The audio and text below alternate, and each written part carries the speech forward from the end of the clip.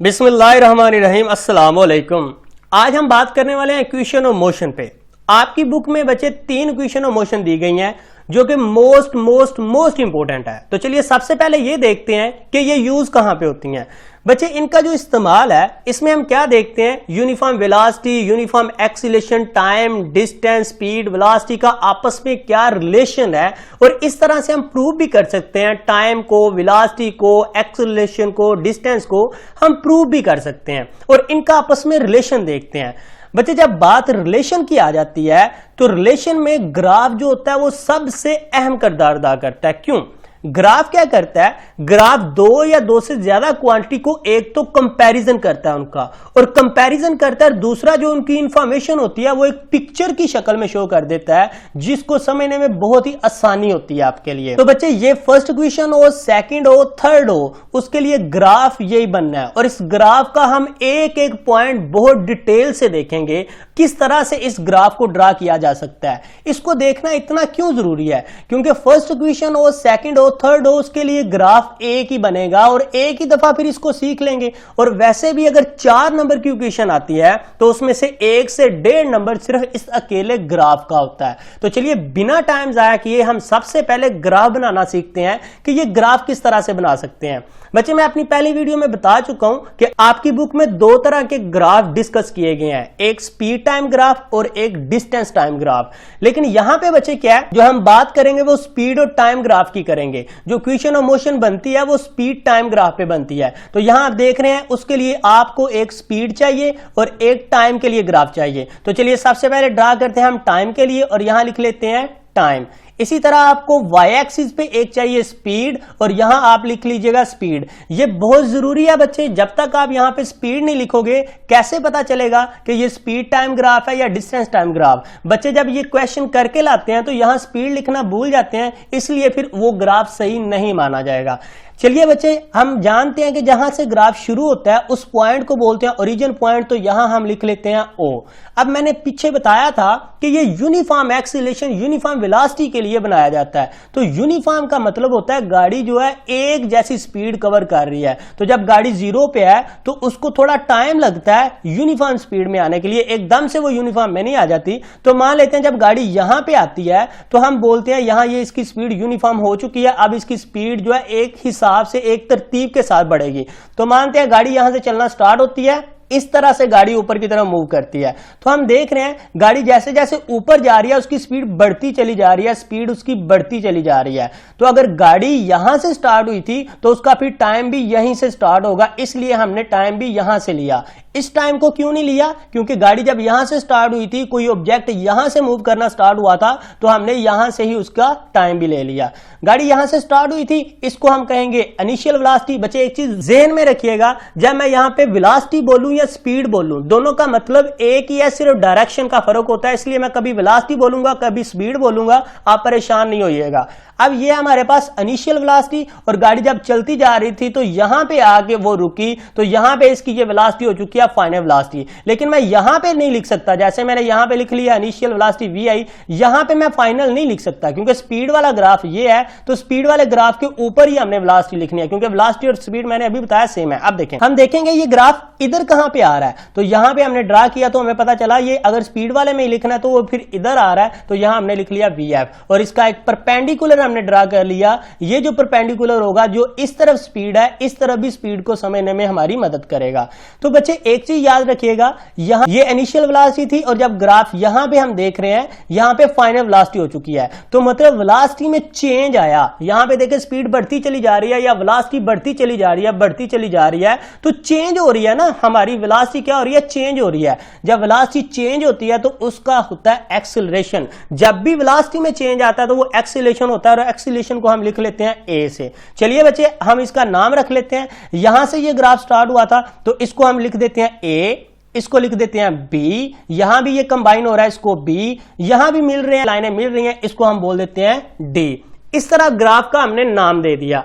अब बच्चे ये देखें, जो इस गाड़ी ने जो यहां से स्टार्ट हुई थी और यहां पे आई थी, तो दरमियान में कितनी स्पीड थी, ये इसकी स्पीड थी। अगर इसको हम यहां पे देखें, मैंने बताया था ये भी स्पीड को शो करेगा, तो इतनी स्पीड है। ये कितनी स्पीड है अगर हम इसको लिखें तो ये होगा स्पीड इक्वल AT। अब क्वेश्चन आता है कि ये स्पीड इक्वल AT कैसे आ गया। मान लिया ये फासला जो है, ये लेंथ जो है वो स्पीड को शो कर रही है, क्योंकि ये इस तरफ स्पीड है तो इस तरफ भी स्पीड है। गाड़ी जब यहां से शुरू हुई थी तो उसकी स्पीड यहां से शुरू हो चुकी थी और ये ग्राफ इधर आया, जब इधर हमने देखा गाड़ी आई तो ये यहां पे खत्म होगी, तो दरमियान में इतना ये जो डिस्टेंस है ये हमारा स्पीड का शो हो रहा है। तो मान लिया ये AT कैसे आया। बच्चे इस बात को गौर से सुनिएगा, ये आगे बात इक्वेशन में भी यूज होनी है। ये जो A और B है ये एक स्लोप है, तो स्लोप को सॉल्व करने का फार्मूला होता है हमारे पास y/x। अब ये देखें, इस स्लोप का जो y है वो ये है और y में क्या आ रहा है स्पीड, और जो उसका x है वो ये है, तो x में क्या आ रहा है टाइम। तो y की जगह पे लिख लो स्पीड और x में क्या आ रहा है टाइम, तो आपने लिख लिया टाइम। t इधर आ गया तो हमारे पास क्या बचा, हमारे पास बचा स्पीड। तो मतलब स्पीड इक्वल AT। ये हमने प्रूव कर लिया कि ये AT कहां से आया। अब बच्चे देखें, मैंने आपको शुरू में बताया था कि इस ग्राफ की मदद से हम डिस्टेंस, टाइम, वेलोसिटी, एक्सीलरेशन सब कुछ फाइंड कर सकते हैं। तो डिस्टेंस के लिए हमारे पास जो एरिया होता है वो बहुत ही हेल्पफुल होता है। ये देखें, ये एक आपको ट्राइंगल नजर आ रही है, इसका एरिया भी डिस्टेंस फाइंड करने में मदद करेगा, और नीचे आपको रेक्टेंगुलर नजर आ रही है, इसका एरिया भी डिस्टेंस फाइंड करने के लिए इस्तेमाल होगा। अब बच्चे यहां पे मैं अलग से कर देता हूं, अगर आपको ट्राइंगल नहीं नजर आ रही तो अब देखें कुछ इस तरह की ये आपको शेप नजर आ रही है, ये ट्राइंगल, और ट्राइंगल का एरिया होता है हमारे पास 1/2 लेंथ मल्टीप्लाई विड्थ। अब यहां पे मैं इसको अंदर लिख देता हूं एरिया 1/2 को ऐसे। ये लेंथ क्या है, मान लो अगर ये लेंथ है इसकी, ये इसकी लेंथ है, तो लेंथ में क्या आ रहा है t, और आगे मल्टीप्लाई क्या होना है विड्थ, और इसकी विड्थ क्या है, अगर ये इसकी चौड़ाई है तो इसकी विड्थ में ये है, और विड्थ में क्या आ रहा है a और t। तो हमने लेंथ के साथ विड्थ को मल्टीप्लाई करना था, हम a और t को साथ में मल्टीप्लाई कर देते हैं। इस तरह हमने ट्राइंगल का एरिया फाइंड कर लिया। इसी तरह आपको ये नीचे एक रेक्टेंगुलर भी नजर आ रही है, नहीं नजर आ रही मैं इसको सेपरेट कर लेता हूं। इस तरह की बच्चे आपको एक डायग्राम नजर आ रही है कुछ ये। अब इसका एरिया क्या होता है हमारे पास, लेंथ मल्टीप्लाई विड्थ। अब मान लो अगर इसकी ये लेंथ है तो यहां लिख लेते हैं अंदर, लेंथ में क्या आ गया हमारे पास vi, ये इसकी लेंथ है, और इसकी अगर मान लेते हैं ये चौड़ाई है, तो ये विड्थ में हमारे पास क्या आना चाहिए, मल्टीप्लाई होना चाहिए साथ में टाइम को। हमने ये टाइम को मल्टीप्लाई कर दिया।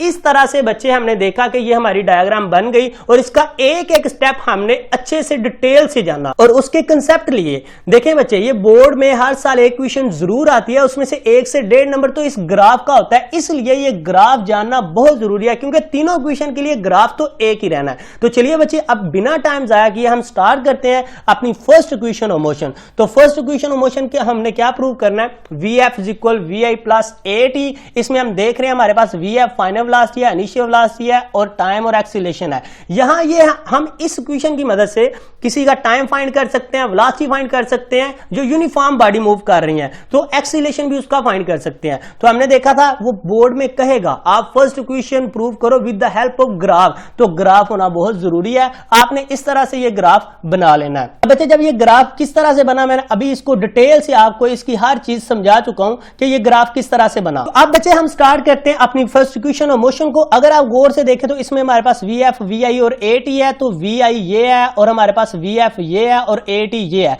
मतलब ऊपर वाले पोर्शन में ही, ऊपर वाले हिस्से में ही हम इसको प्रूव कर सकते हैं। कैसे, बिना टाइम से हम स्टार्ट करते हैं बच्चे। देखें, सबसे पहले ये हमारे पास स्लोप था, ये A और B, गाड़ी यहां से स्टार्ट हुई और ये स्लोप था A और B, तो हमने ये स्लोप ले लिया A और B, और A और B स्लोप का नाम क्या था, A, हमने A इसका नाम रख दिया। मतलब जो A और B स्लोप है वो A के इक्वल है।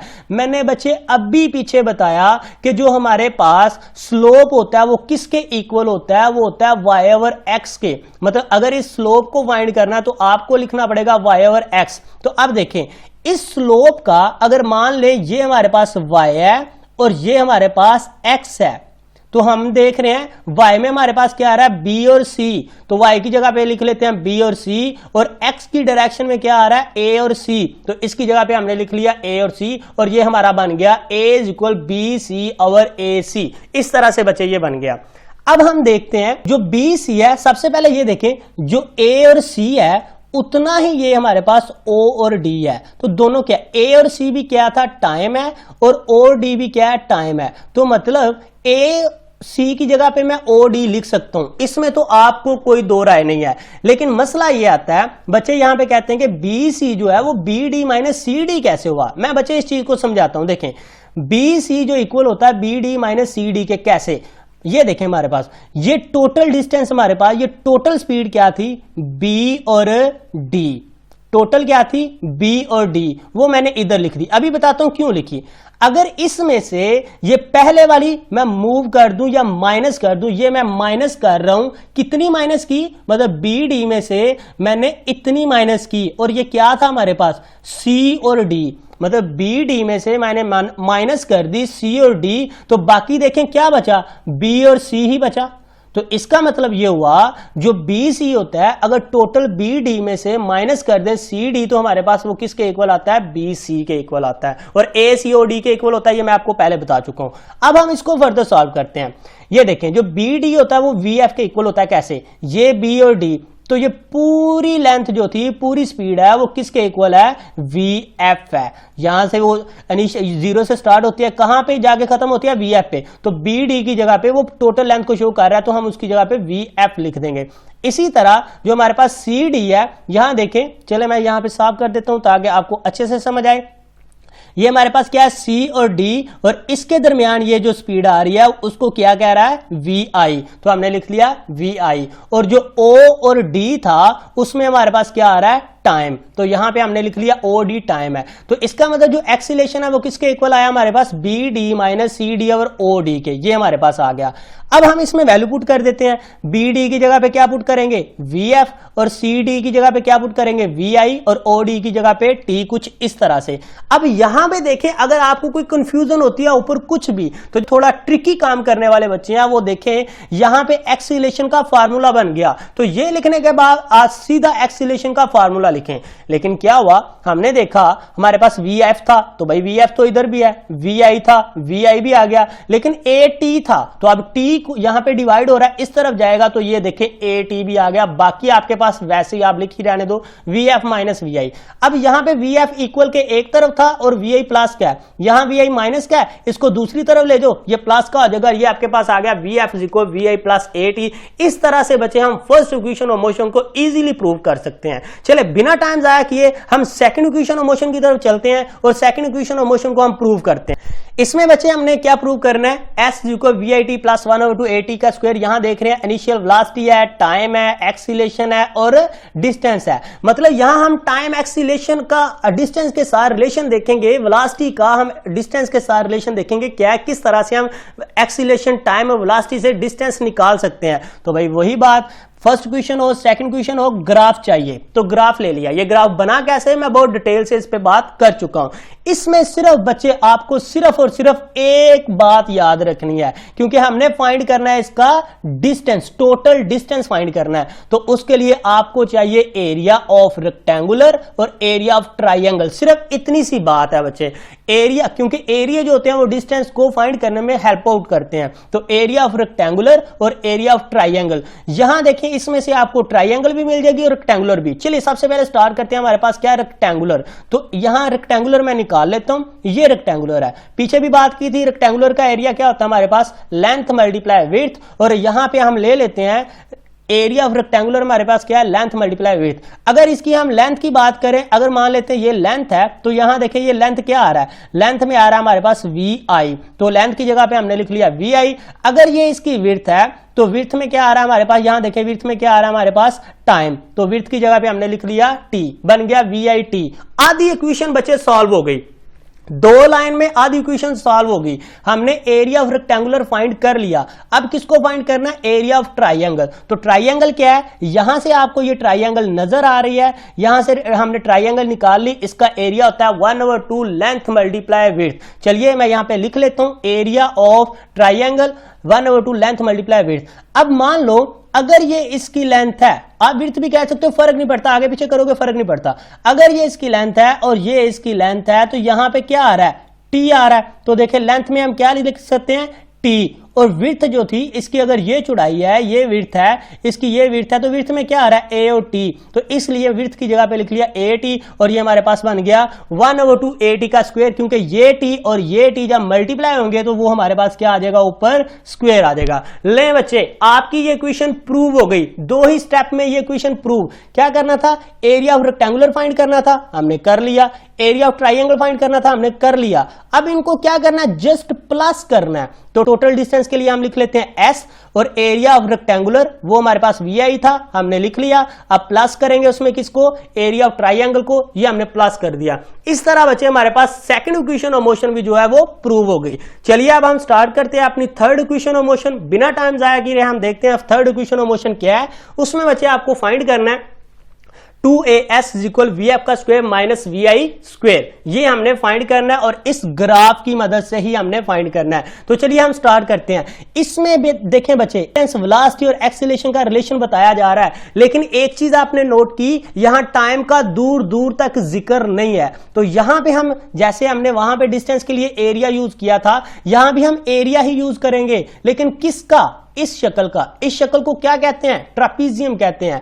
ट्रापीजियम किसको कहते हैं, जिसके 4 कोने होते हैं, 1 2 3 4, और 2 जो उसकी साइडें होती हैं वो पैरेलल होती हैं। यहां ये साइड देखें और ये साइड देखें, ये दोनों एक दूसरे के पैरेलल है। पैरेलल क्या होता है, वो जितनी भी आगे बढ़ती जाए वो मीट नहीं करेंगी, मिलेंगी नहीं, जिनके दरमियान एंगल क्या बन रहा है, 0 का क्या हमारे पास पैरेलल है। इसको ट्रापीजियम बोलते हैं। ट्रापीजियम की तो समझ आ गई। इसका एरिया क्या होता है, एरिया बच्चे इसका होता है base plus base divided by 2, और साथ में हम मल्टीप्लाई करते हैं हाइट को। लेकिन यहां पे मैंने लिखा L प्लस L, क्योंकि मान लो ये भी इसकी लेंथ है, ये भी इसकी लेंथ है, इस लेंथ और इस लेंथ को प्लस करते हैं, 2 पे डिवाइड करते हैं, और यहां पे टाइम लेंगे, वो टाइम से मल्टीप्लाई करेंगे। ये हमारा क्या बन गया, इसका फार्मूला बन गया। चलिए मैं यहां पे फार्मूला लिख लेता हूं। अब आपको कंफ्यूजन नहीं होनी चाहिए, मैंने यहां पे A था, यहां S क्यों लिखा, इसलिए लिखा क्योंकि एरिया जो डिस्टेंस को फाइंड करने में हेल्प करता है। अब इसकी वैल्यू लिखते हैं। चलिए मैं यहां थोड़ा सा साफ कर देता हूं। अब इसकी वैल्यू लिखते हैं बच्चे। देखें ये लेंथ, अगर इसको मैं ये पहली लेंथ मान लूं, तो पहली लेंथ में क्या आ रहा है, O और A, मतलब पहली लेंथ की जगह पे मैं लिख लूंगा OA। अब दूसरी लेंथ अगर देखें ये है, तो दूसरी लेंथ में क्या आ रहा है, B और D आ रहा है। ये सारी लेंथ जो है, ये सारी लेंथ क्या आ रही है, B और D। तो दूसरी लेंथ की जगह पे लिख लिया B और D, और 2 को ऐसे ही। और जो T था, ये नीचे T है, मतलब ये T है, तो T किसके आ रहा है, O और D में आ रहा है, तो इसलिए हम उसकी जगह पे लिख देते हैं OD। इस तरह से बच्चे हमने ये लिख दिया। अब गौर से देखें, इक्वल के इस तरफ 2 चाहिए था, तो ये इक्वल के इस तरफ 2 फिर क्या कर रहा है, हमने ये इक्वेशन प्रूव करनी है। ले जाओ बच्चे इसको उधर। जब इधर लेके आए तो ये बन गया 2s, और बाकी सारी इक्वेशन को हमने ऐसे लिख दिया OA plus BD multiply OD। तो देखें 2 भी आ गया, S भी आ गया, क्या मिस है, अभी A मिस है। अब A को लाने के लिए पहले इस सारी क्वेश्चन को ऐसे लिखो, दोनों तरफ मल्टीप्लाई कर दो, BC over OD, BC over OD। अब यहां बच्चे कंफ्यूज होते हैं, इसी से क्यों हमने मल्टीप्लाई किया। 2 चीजें बच्चे गौर से देखें। ये OD जो है वो किसको शो कर रहा था, टाइम को। क्या हमें हमारी इक्वेशन में टाइम चाहिए, बिल्कुल नहीं चाहिए। तो OD जिससे डिवाइड करने से हमारा ये OD कट हो जाएगा, ये हमें एक बेनिफिट मिला। चले जी, ये मान लिया कट हो गया, तो फिर BC क्यों लगाया जी, इधर भी BC क्यों लगाया। बच्चे जो BC ओवर OD होता है वो इक्वल होता है A के, कुछ इस तरह से। तो 2AS OA plus BD multiply OD तो खत्म हो गया था, BC बचा, तो 2 भी आ गया, A भी आ गया, S भी आ गया, OA को ऐसे लिख दिया, BD को ऐसे लिख दिया, और ये कैंसिल हो गया था, BC बचा। अभी भी कुछ बच्चों के माइंड में डाउट है कि ये BC ओवर OD A के इक्वल कैसे आया, ये प्रूव करें। देखते हैं, यहां ये ले लेते हैं BC ओवर OD। तो ये देखें B और C बच्चे ये है, B और C ये है, और D हमारे पास क्या आ रहा है। गौर से देखें, B और C में क्या आ रहा है, A और T, और OD में क्या आ रहा है, T। मतलब BC की जगह पे मैं लिख सकता हूं AT, और OD की जगह पे लिख सकता हूं T। तो ये T इस T से क्या हो गया, कैंसिल, बाकी क्या बचा बचे A। तो प्रूव हो गया जो BC ओवर OD होता है वो इक्वल होता है A के। इस तरह से हमने लिख दिया। अब फिर कुछ बच्चे शॉक होने वाले हैं, मैं लिख रहा हूं 2AS को ऐसे ही, OA को ऐसे, प्लस BD को भी ऐसे। जो BC है उसकी जगह पे मैंने लिख दिया BD माइनस सी डी। अब ये बी सी की जगह पे B D minus C D कैसे आया? देखिए बच्चे, अगर आपने पीछे वाली स्लाइड को बहुत अच्छे से देखा हुआ है तो इसमें आपको कोई डाउट नहीं होना चाहिए। बी सी जो है वो B D minus C D के इक्वल ही होता है। एक दफा दोबारा बता देता हूं कैसे। मान ले यहां से लेकर यहां तक ये मेरे पास क्या है, बी और डी। मैं यहां पे अलग से लिख लेता हूं, ये क्या है मेरे पास टोटल जो स्पीड है वो क्या थी, बी और डी। मुझे सिर्फ क्या है, बी सी देखना है।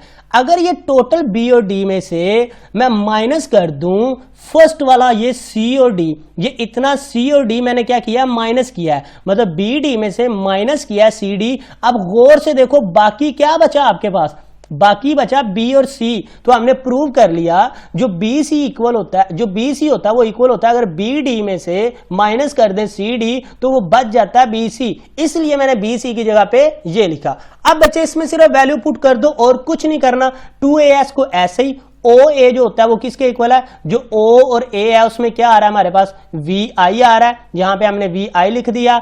और जो बी और डी है वो क्या है, ये देखें इस तरफ अगर देखें बी और डी है वो किसके इक्वल होता है, वी एफ। मतलब ये जो टोटल लेंथ है, ये जो टोटल स्पीड थी वो यहां पे देखें, अगर इधर देखते हैं ये देखें किसको शो कर रही थी, वी एफ को। तो यहां पे हमने क्या लिख दिया, इसकी जगह पे वी एफ लिख दिया। अब इसी तरह बी और डी फिर इधर भी आ रहा है, यहां पे वी एफ लिख दिया। और सी और डी जो था, ये सी और डी जो है वो किसके सामने आ रहा है, वी आई के, वो इक्वल है वी आई के, वो हमने लिख दिया। यहां जो बच्चे ट्रिकी काम करते हैं उनके लिए एक हिंट है। देखें जो बच्चे भूल जाते हैं कि बी सी किसके इक्वल है, तो यहां गौर से देखें, इसको याद रखें। अगर वहां पे बी डी ये दोनों इकट्ठे आ रहे हैं, इस चीज को याद रखें। तो अगर बी डी इकट्ठे आ रहे हैं तो बी डी की वी एफ था तो इधर भी क्या होगा, वी एफ होगा। इस चीज को बच्चे आप याद रख लें। अब देखें बच्चे, हमने क्या करना था, 2 को फाइंड करना था, कर लिया। एस को करना था, कर लिया। ए को करना था, कर लिया। वी एफ होना चाहिए था, वी एफ इसमें 2 हैं। वी आई होना चाहिए था, 2 हैं। अब इसका मतलब स्क्वायर बना दो आप। लेकिन यहां एक चीज और नोट कीजिएगा, आप बुक में ये नोट कर लीजिएगा, बुक में ये नहीं दी हुई।